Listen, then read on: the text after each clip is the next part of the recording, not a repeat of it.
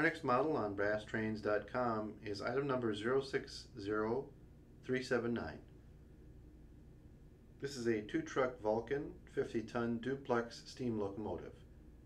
This comes to us from PFM. It was part of a 1967-68 run. It has an open frame motor, no operating lights, and no in-cab detail. So we'll give you a demonstration of how it runs. As you might expect with this, it will be a little bit noisy.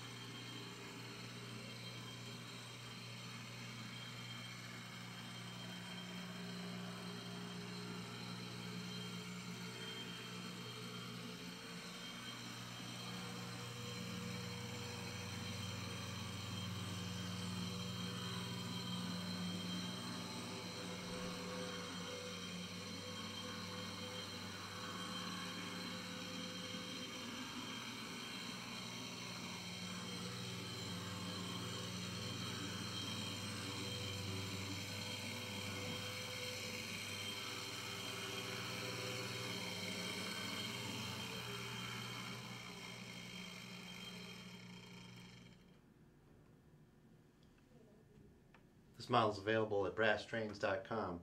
Again, the item number is 060379.